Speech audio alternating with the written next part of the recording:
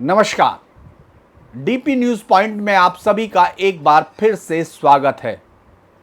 हम लोग 8 बजे का लाइव नहीं कर पाए, लेकिन कल से वही समय पर फिर लाइव होगा। आज हम लोग तमिलनाडु में गर्म होती हुई राजनीति पर बात करेंगे। तमिलनाडु एक ऐसा राज्य है जिसको बीजेपी जीतना चाहती है। केरल और तमिलनाडु, इन दो साउथ के राज्यों में बीजेपी अपनी सरकार बनाने के लिए कई सालों से कोशिश कर रही है। तमिलनाडु में उसको एक चेहरा ऐसा मिला जिसको वो अब राज्य के एक नेता के तौर पर स्थापित कर रही थी। इससे पहले बहुत सारे नेताओं को आपने देखा जो तमिलनाडु से आते थे, लेकिन कोई भी ऐसा एक चेहरा नहीं बीजेपी लाई थी जो वहां स्थापित द्रुमुक और अन्ना द्रुमुक की राजनीति को सीधे तौर पर चुनौती दे। यानी लंबे समय तक तमिलनाडु की राजनीति में वैसे भी राष्ट्रीय दलों की सिर्फ एक सेकेंडरी भूमिका थी। यानी अगर द्रुमुक है तो उसके साथ कांग्रेस है, वो एक सेकेंडरी पोजीशन में आ सकती है। अन्ना द्रुमुक के साथ बीजेपी है तो वो कुछ सीटें लेकर संतुष्ट हो। बस यही केंद्रीय जो नेशनल राष्ट्रीय पार्टी थी, उन लोगों का इतना ही योगदान तमिलनाडु में 1960s से रह गया था। लेकिन अब जो जिस तरह से अन्नामलाई का उदय हुआ था, लगा था कि बीजेपी ने अपने आप को एक ऐसा नेता ढूंढ लिया है, यानी जो आईपीएस थे लेकिन वो बीजेपी में आते हैं और फिर एक बदलाव की कहानी आपको सुनाई देती है। ये 2024 के लोकसभा तक था। लोकसभा के बाद जब बीजेपी को कोई भी सीट नहीं मिलती है, उसके बाद लगता है कि बीजेपी फिर वापस अपनी जो रणनीति है उस पर बदलाव लाती है और अन्ना द्रुमुक के साथ सहयोग पर जुट जाती है। अन्ना द्रुमुक को भी 2024 के जो लोकसभा चुनाव में बड़ी बुरी तरह हार झेलनी पड़ी थी। 39 की 39 सीटें इंडी गठबंधन को मिल गई थी। ये जो है अन्ना द्रुमुक के लिए बड़ी परेशानी की, जो एक उनकी राजनीति के लिए परेशानी भरा संकेत था। अब जब ये संपर्क हो गया दोनों के बीच में, ये तय हो गया कि हाँ अन्ना द्रुमुक वापस एनडीए फोल्ड में आ गई है, तो वहां केंद्रीय गृह मंत्री अमित शाह एक घोषणा कर देते हैं जिसमें वो कहते हैं कि गठबंधन की सरकार बनेगी। जब वो ये कहते हैं तो इसी बात से शुरू होता है कि जैसे अब ये राजनीति कहीं और जा रही हो और शुरू हो जाता है एक दूसरे के साथ कमियां निकालना। और इसकी शुरुआत की एआईडीएमके के जो महासचिव हैं, जिनको ईपीएस कहा जाता है, यानी एडप्पाडी के पलनीस्वामी ने, उन्होंने कहा कि अगर गठबंधन की सरकार बनी तो इसकी अगुवाई एआईडीएमके, लेकिन उन्होंने ये नहीं कहा गठबंधन की, उन्होंने कहा कि सरकार एआईडीएमके की बनेगी और वो तय करेगी किसको लेना है किसको नहीं लेना। ये एक बड़ा बयान था और इसी मंच पर अन्नामलाई भी थे। तो लग रहा था कि जैसे एक समझौता सा है, क्योंकि अन्नामलाई को अन्ना द्रुमुक के समझौते की शर्त थी बीजेपी के साथ एनडीए में आने से पहले कि उनको बाहर भेजा जाए, क्योंकि अन्नामलाई दोनों पार्टियों पर, डीएमके और अन्ना द्रुमुक पर, करप्शंस के और राज्य में बंटवारे के जो जिस तरह से शासन चलाया जा रहा था या जिस तरह चलाया गया उसकी सीधी आलोचना कर रहे थे। वो बिना किसी रामास्वामी पेरियार के साथ जो है नायकर तमाम लोगों को सीधे निशाने पर लिए हुए थे। अन्ना द्रुमुक के लोग जे जयललिता को उन्होंने सीधे तौर पर करप्शंस के चार्जेस पर कहा। और तमिलनाडु जिसमें इमोशनल पॉलिटिक्स होती है, जिसमें जो आप देखेंगे कि नेताओं के साथ बहुत सारे लोगों के मरने की खबरें भी आती हैं, उस राज्य में जब ये सीधे तौर पर चुनौती आई तो लगा अन्ना द्रुमुक को कि उसके मतदाता अगर वो सीधे तौर पर अन्नामलाई के साथ समझौता करती है तो शायद नुकसान होगा। लिहाजा वो पहली शर्त ही रखते हैं जो पलनीस्वामी हैं कि उनको यहाँ से भेजना होगा। लिहाजा अचानक एक बड़ा पार्टी बीजेपी एक बड़ा फैसला लेती है और उनको दिल्ली बुलाती है। लेकिन अब जब ये फैसला हुआ उसके तुरंत बाद अगली जो चीज आई उससे लगता है, क्योंकि बीच में भी ये लगने लगा था कि अन्ना द्रुमुक के विजय कुमार की एक पार्टी है टीवी के जो उसने बनाई है, उसके साथ गठजोड़ करना चाहती है, क्योंकि उनको ये लग रहा है कि बीजेपी की जो राजनीति है वो यहाँ तमिलनाडु में सक्सेस नहीं हो रही है। उनको ऐसा दिखने लगा और वो विजय कुमार जो एक नई पार्टी के साथ है, जिसने सीधे तौर पर कहा अपने स्टारडम का एक और परिचय है और तमिलनाडु में एक नए स्टार की जो है एंट्री भी मानी जा रही है, तो उस पार्टी के साथ उनके बातचीत करने की खबरें हवा में आई। उसी बीच में जो पलनीस्वामी ने साफ कह दिया, जो मैंने आपको बताया कि अमित शाह के जब अमित शाह ने ये नहीं कहा कि गठबंधन की सरकार होगी, उन्होंने ये साफ कहा, ये AIADMK ने, उन्होंने कहा AIADMK गठबंधन बनाएगा ये बात। लेकिन इस तुरंत बाद पे आज अन्नामलाई ने बड़ा जबरदस्त जवाब दिया। उन्होंने कहा कि तमिलनाडु में सरकार तो बीजेपी गठबंधन की बनेगी अन्ना द्रमुक के साथ या अन्ना द्रमुक के बिना। उन्होंने सीधा कहा कि जो अमित शाह ने कहा है वही है। अन्नामलाई ने सीधे तौर पर कहा कि अगर आपको कोई चेंज करना है तो इसके लिए आपको अमित शाह से बातचीत करनी होगी, अमित शाह से चर्चा करें। ये जो घोषणा है ये बताती है कि दोनों के संबंध अब सही से नहीं दिख रहे, दोनों स्पष्ट हैं, दोनों ने अपनी अपनी चुनौती को साफ किया है। तो इसको ये कहा जाए कि ये टूटन है या टूटन की दिशा की तरफ बढ़ते हुए हैं, ये एक बात कही जा सकती है। क्योंकि अन्नामलाई अगर ये घोषणा कर रहे हैं तो वो बिना दिल्ली की सहमति के वहाँ इस तरह की घोषणा नहीं कर सकते, ये पहला एक कारण समझ में आता है। लेकिन ऐसा क्या है कि अन्नामलाई उस राज्य की राजनीति में एक बड़ा वो बन चुके हैं, इसको अगर हम लोग समझें तो केंद्रीय गृह मंत्री अमित शाह के एकदम बिल्कुल सबसे एक ऐसे चेहरे के तौर पर जिसको वो लेके आए थे और ताकत दी थी, उसको वापस तमिलनाडु में भेज रहे हैं। तो ये पहला संकेत माना जा सकता है कि तमिलनाडु में बीजेपी का अन्ना द्रमुक के साथ जो गठबंधन है उसमें कुछ प्रॉब्लम्स क्रिएट हो सकती हैं। और बीजेपी इस बात को वापस अन्नामलाई को भेजकर ये बता रही है कि उसके पास कार्ड है, वो बिल्कुल भी ऐसे नहीं है कि बिना किसी तैयारी के इस गठबंधन अगर टूटता है तो चुनाव में उतरेगी। तो इसलिए इस पर सबसे बड़ा सवाल ये आता है कि आखिर अन्नामलाई है क्या, बीजेपी के लिए अन्नामलाई की पोजीशन क्या है। हम लोग अगर इस पर चर्चा करना शुरू करें तो पहले हमको देखना पड़ेगा कि अन्नामलाई ने क्या किया, बीजेपी में अन्नामलाई का क्या रोल रहा। अगर आप उसको देखें तो अन्नामलाई जो है एक IPS थे, ये आप सबको मालूम है। बीजेपी ने जब अन्नामलाई की नियुक्ति की तो उन्होंने कोंगू वेलोर बेल्ट जो है वहाँ गोंडोर समुदाय है, एक बहुत बड़ी ताकत में है, जो पश्चिमी तमिलनाडु में प्रभावशाली OBC समुदाय है, ये उससे ताल्लुक़ रखते हैं। और ये जो है मुख्यतः अन्ना द्रमुक का वोट बैंक था। ये इसको जैसे ही उन्होंने अन्नामलाई को रखा उसके साथ उस वोट बैंक में बीजेपी ने अपनी घुसपैठ की। उसके बाद पश्चिम तमिलनाडु में जो हम लोग बात कर रहे हैं, ये कोयम्बटूर, ईरोड, तिरुपुर और धर्मपुरी इलाके में बीजेपी की पहुंच बढ़ गई। और अगर हम लोग पिछले लोकसभा चुनाव को देखें तो बीजेपी का प्रदर्शन भले ही सीट ना मिली हो लेकिन एक बेहतर प्रदर्शन था। उन्होंने जितनी सीटों पर एक लड़ाई लड़ी और दूसरे नंबर पर आई, ये पिछले कुछ समय से बीजेपी के लिए संभव नहीं था। ये अकेले लड़कर अन्नामलाई की जो छवि बनकर आई उसमें बीजेपी को उन्होंने सीधे तौर पर कहा कि हम क्लियर अल्टरनेटिव दे रहे हैं। ना DMK और अन्ना द्रमुक जो एक दूसरे के साथ जो रनिंग चेयर खेलती है, यानी जो एक खेल था कि कुर्सी वाला एक खेल है उसको खेलते हैं, उसके खिलाफ हम एक अल्टरनेट हैं। We are the only one offering something different, we value the regional sentiment with a national spirit. ये जो उन्होंने एक नया वो किया, मुद्दों को जो उन्होंने तैयार किया, उसने बीजेपी को एक पूरे राज्य में एक बदलाव की दिशा में आगे बढ़ाया। उसके बाद अगर हम लोग उसको देखते हैं कि वो कैसे उन्होंने पूरे प्रदेश की यात्रा शुरू की, पूरे प्रदेश में एनमन एनमक्कल के साथ मेरे लोग मेरी ज़मीन का जो एक बड़ा उन्होंने पूरा चुनाव से पहले पूरे तमिलनाडु के हर एक जिले की जिस तरह से यात्रा की थी, उसने तमिलनाडु में बीजेपी को एक अलग लेवल पर खड़ा किया था।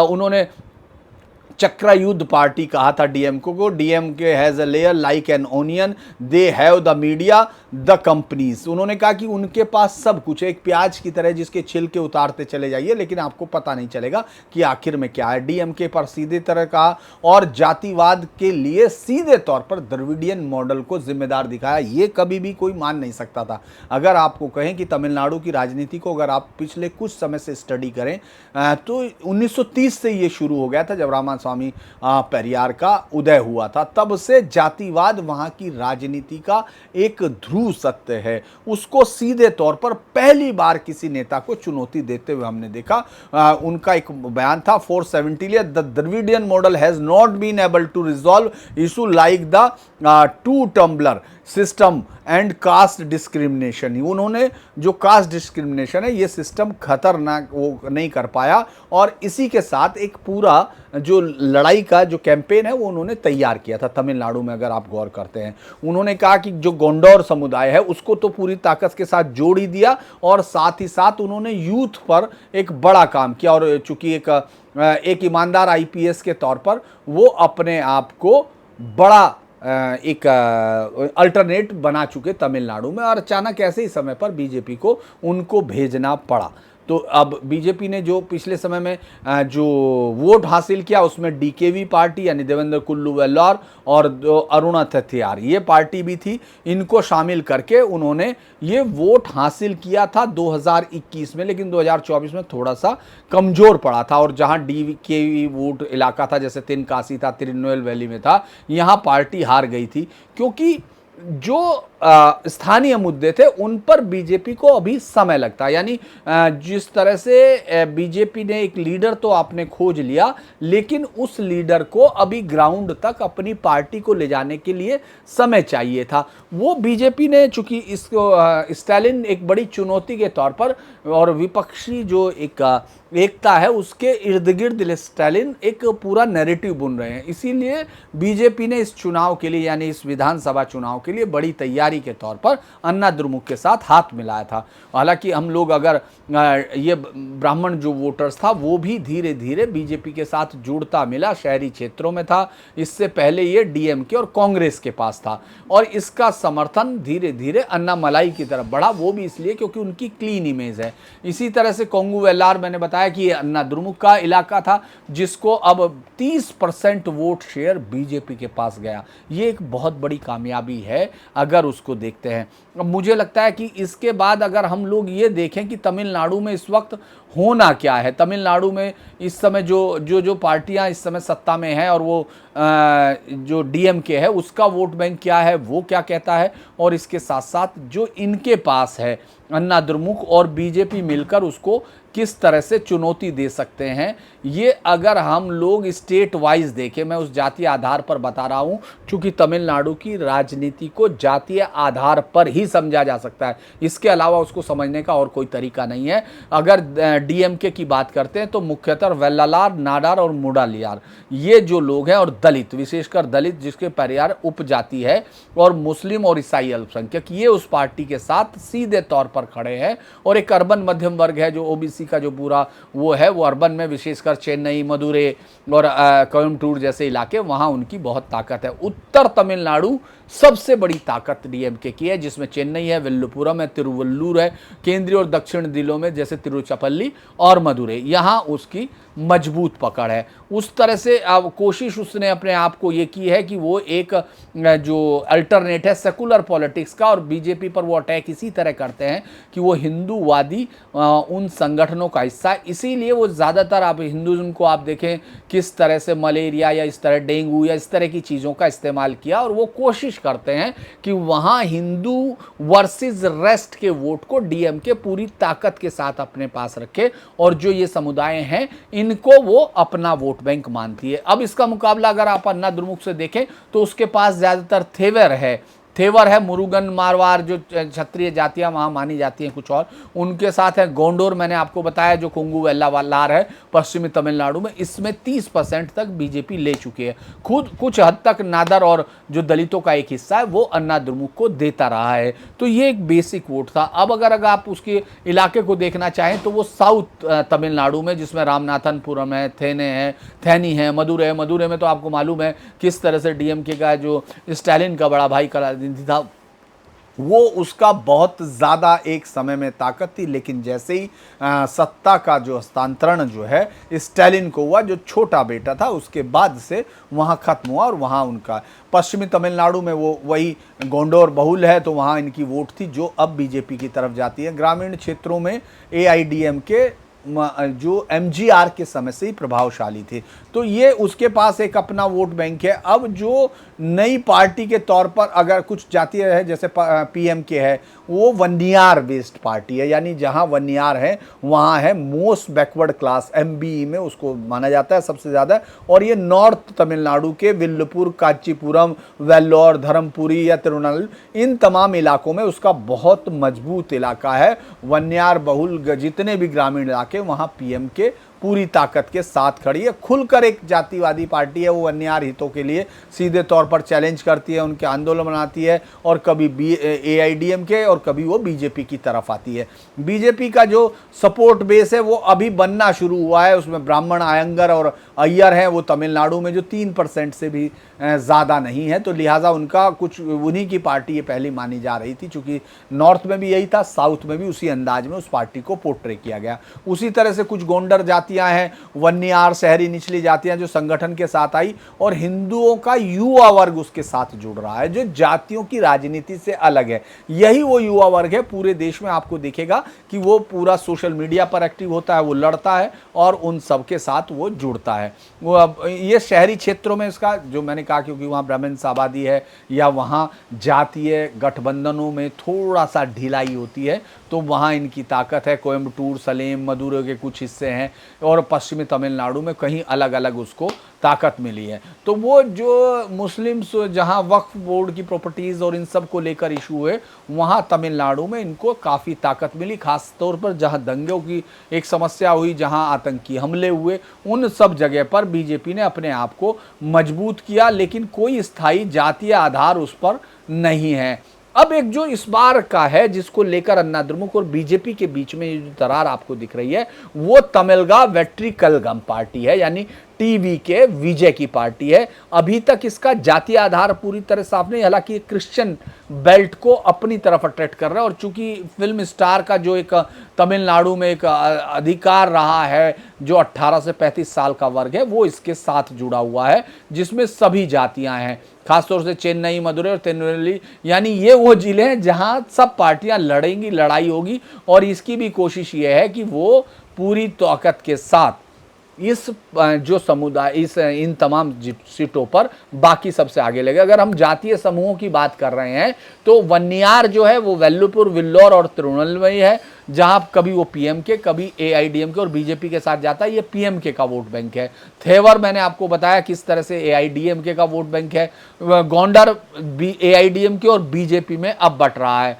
पूरे राज्यों के उत्तर जिलों में जो एससी है वो डीएमके के पास जाता है, कुछ कुछ टीवी के पार्टी के पास अभी आते हुए दिख रहा है। ब्राह्मण ज़्यादातर बीजेपी का वोट बैंक है, मुस्लिम टोटली डीएमके और कांग्रेस की तरफ जाता है। नादर समुदाय जो दलित उसमें आता है, डीएमके के पास जाता है, कुछ हिस्सा थोड़ा बस उसका एआईडीएमके के पास आता है। और ये पूरा जातीय आधार पर पूरे तमिलनाडु की राजनीति का वो लेखा जोखा है जिसको अक्सर देखा नहीं जाता। अगर हम लोग सीटों के आधार पर उसको समझें, तो डीएमके लेड जो इंडिया गठबंधन था, उसने 2019 में भी 38 सीटें जीती थी। 39 सीटों में से 38 सीटें जीती, वोट शेयर 53% था। लेकिन यही सीटें 2024 में 39 हो गई हैं, पूरी की पूरी सीटें उसको मिल गई, लेकिन वोट शेयर 46% गिरा, यानी 47% तक आप उसको रख सकते हैं। एआईडीएमके को पिछले बार 2019 के चुनाव में 1 सीट मिली थी और 30% वोट शेयर था, लेकिन इस बार और वोट शेयर गिरा,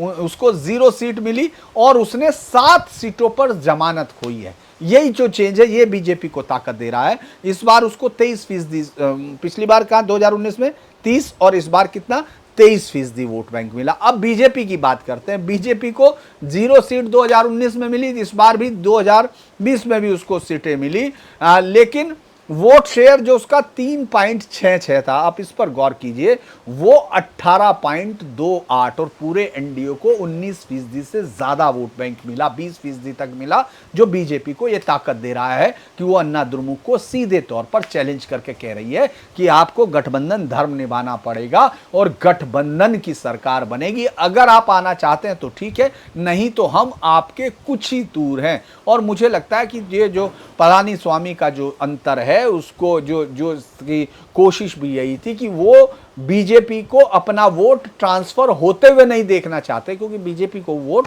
ट्रांसफर हो रहा है। इसको एनडीए अलायंस के जो बात करें उसमें 2019 में इनको एक सीट मिली थी, वो चूंकि उस समय था -5% वोट बैंक खोया, और इस बार महज 11 सीटों पर 11 पर जमानत खोई बीजेपी ने, जो ज्यादातर जगह पर वो खो रही थी। तो अगर आप इसको देखते हैं कि बीजेपी एआईडीएमके के गठबंधन के बावजूद बीजेपी 2019 में साफ थी, एआईडीएमके भी डीएमके के सामने कुछ कर नहीं पाया था, लेकिन वो एक वोट शेयर था। लेकिन 2024 में बीजेपी ने वोट शेयर में एक बड़ी उछाल ली, और ये वो सीटों पर सफलता नहीं मिली, लेकिन 11 सीटों को छोड़ दें तो उसने ज्यादातर सीटों पर अपनी जमानत बचाई, जो 23 से ज्यादा सीटों पर वो लड़ रही थी। ये एक बहुत बड़ी बात थी बीजेपी के लिए। एआईडीएमके के लिए मुझे लगता है कि अब रास्ता बंद हो रहा है। अगर वो सही से नहीं करती तो ये एक बड़ा मुझे लगता है कि संकट होगा, और यही कारण है कि वो दिखाना चाहती है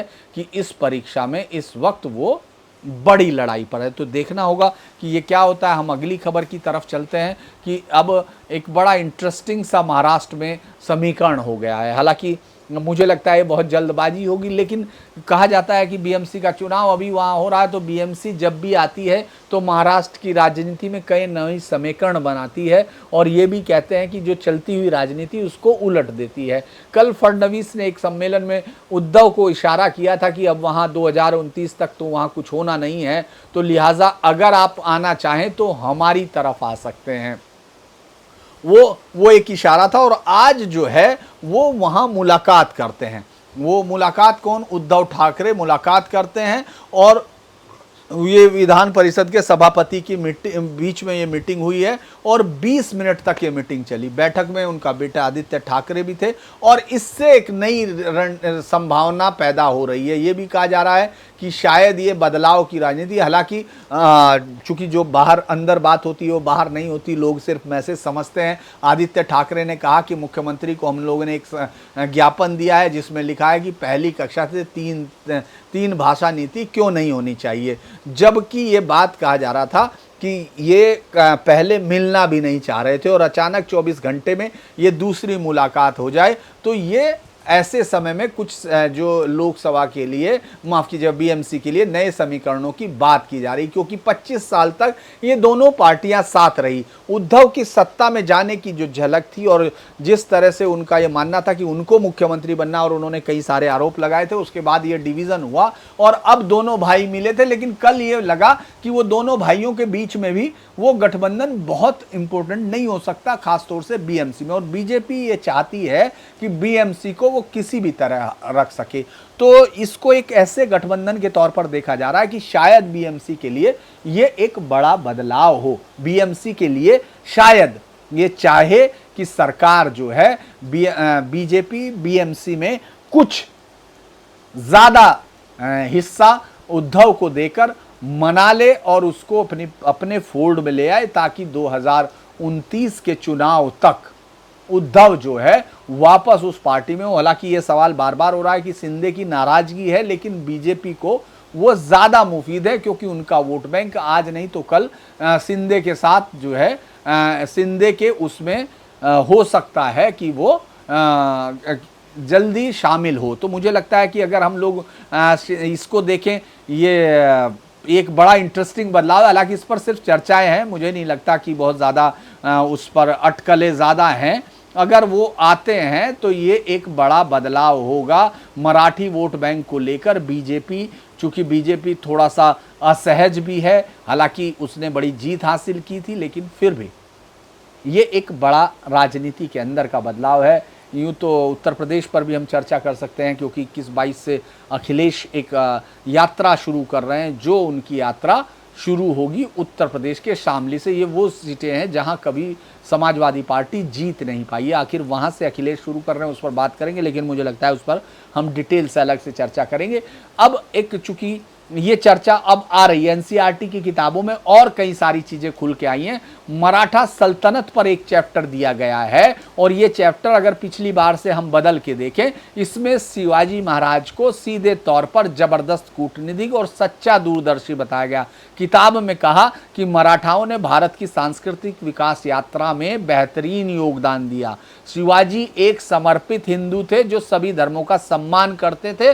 उन्होंने न सिर्फ ढाए गए मंदिरों का पुनर्निर्माण किया बल्कि अपने धर्म को भी आगे बढ़ाया। पुरानी किताब में जो कहा गया था उसमें सीधे तौर पर कहा गया था कि मजबूत मराठा साम्राज्य की स्थापना की और एक सक्षम प्रशासनिक उन्होंने व्यवस्था की नींव रखी। यानी उनका जो धर्म के साथ, यानी जो मुगलों के साथ लड़ाई थी, उसको उन्होंने निगेट किया हुआ था और उनको एक सिर्फ छोटा रीजनल ताकत के तौर पर था। इस बार उन्होंने बदलाव किया है, चूंकि हम लोग उस पर चर्चा कर चुके हैं कि किस तरह से अकबर और टीपू सुल्तान गायब हुआ है। चूंकि मुझे नहीं लगता कि हम ये बताएं कि वो ये बता सकें कि किस तरह से टीपू सुल्तान को गायब होने, वो हम लोग बता चुके हैं।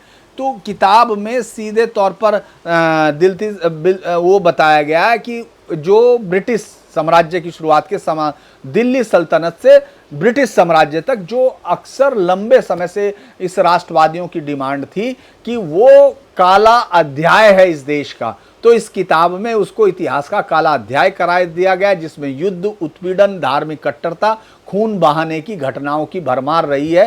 किताब में एक नोट भी दिया गया है, चूंकि कहा गया है कि इतिहास के काले अध्याय को बिना किसी दुराग्रह के पढ़ा जाना जरूरी है, वह भी आज के समय में किसी को दोष दिए बिना, ताकि इतिहास की गलतियों की को सुधारा जा सके। ये सब बातें जो हैं अगर हम लोग इनको देखें तो ये एक नए इतिहास की तरफ है और ये बहुत दिनों से कहा जा रहा था कि इसको जो है बदला जाए, ताकि बार बार उन बलात्कारी, आक्रमणकारी और हिंसक लोगों के इतिहास को, इस देश का इतिहास नहीं बताया जा सकता। इस पर चूंकि कल से बहुत बड़ा विवाद शुरू हो गया, अलग अलग चैनलों पे आप देख रहे हैं कोई कोई अजीब किस्म के लोग वहां पहुंच के जवाब दे रहे हैं, लेकिन जो दिनेश प्रसाद सकलानी है उन्होंने कहा है कि जो सामाजिक विज्ञान की किताब है उसमें ऐतिहासिक तथ्य दिए गए हैं वो पूरी तरह प्रमाणिक और भरोसेमंद ऐतिहासिक सोर्सों पर है। उन्होंने ये कहा जो लोग इस तरह के बयान दे रहे हैं उसका ये जवाब है, ये उन्होंने आधार दिए। उन्होंने कहा कि इन ग्रंथों में बाबरनामा है, बनारस गजेटियर है, साकी मुस्ताक खान जो हमने बताया था कि जो उसके ये औरंगजेब का जो तमाम वो लिखता था वो उसकी किताब है, और जदुनाथ सरकार की मसाहिर आलमगीरी जो इन्होंने ट्रांसलेट की थी जदुनाथ सरकार ने, ये साकी मुस्ताक खान की थी जो वहाँ दरबार में लिखता था रोजामचा। वो आरसी मजूमदार की किताब है जिसको लंबे समय से यहाँ के लोग भुलाना और वामपंथी इतिहासकारों के लिए वो एक दुख स्वप्न है, the history and culture of Indian people.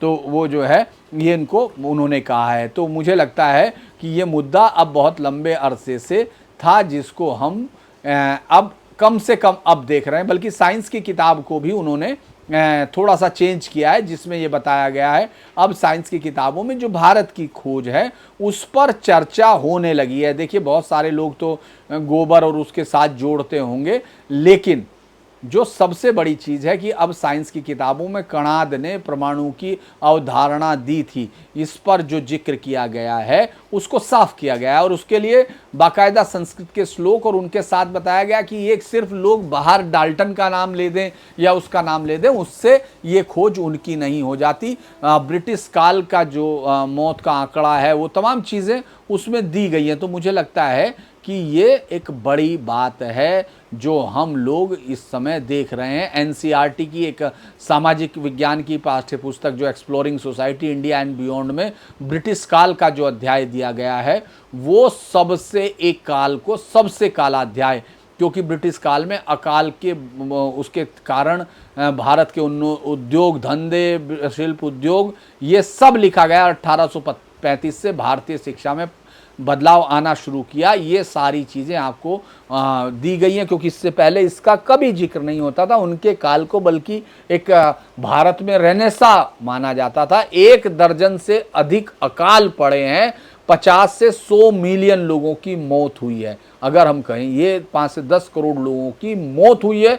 Bharat से 45 ट्रिलियन US डॉलर आज के हिसाब से 45, जबकि पूरे देश की इकॉनमी अभी ट्रिलियन डॉलर तक पहुंची है। आप ये सोच के देखिए कि 45 ट्रिलियन यूएस डॉलर का क्या मतलब होता है। ये विदेश में भेजा गया है, मुझे लगता है एक बहुत बेहतर वो है। और चूंकि बस मैं एक आखिरी इसको कर रहे हैं कि अकबर को महान बनाने के पीछे किन सब लोगों का हाथ था, मैं थोड़ा सा विश्व इतिहास की झलक जवाहरलाल नेहरू जी की ये किताब है उसमें पढ़ देता हूं कि उन्होंने जो लिखा, बहुत लंबा लिखा लेकिन फिर भी मैं थोड़ा सा देता हूं। अकबर का नाम भारत के इतिहास में जगमगा रहा है और कभी कभी कुछ बातों में वह हमें अशोक की याद दिलाता है। यह अजीब बात है कि ईसा से 300 वर्ष पहले का एक बौद्ध सम्राट, ईसा के 16वीं सदी का एक मुसलमान सम्राट, दोनों एक ही ढंग से करीब करीब एक ही आवाज में बोल रहे हैं। ताज्जुब नहीं कि वह खुद भारत की वो आवाज हो जो उसके दो महान पुत्रों के जरिए बोल रही हो। अकबर कभी भी भारत का महान पुत्र नहीं था। अकबर के अंदर एक बूंद भी खून हिंदुस्तानी नहीं था। वो एक आक्रमणकारी वंश का शासक था जिसके माँ और बाप दोनों में से किसी का हिंदुस्तान से कोई रिश्ता नहीं था। लेकिन ये जवाहरलाल नेहरू उस लाइन पर इतिहासकारों को बता रहे हैं कि तुमको किस लाइन पर चलना है। अशोक के बारे में सिर्फ उतना ही जानते हैं जितना उसने खुद पत्थरों पर तराशा हुआ छोड़ा, लेकिन अकबर के बारे में हम बहुत कुछ जानते हैं। उन्होंने उन दो दरबार के दो समकालीन इतिहासकारों के लंबे विवरण और विदेशी जो उससे मिलने आए थे, खासकर जेजुआइट लोग, उन्होंने ईसाई बनाने की जोरदार कोशिश की थी।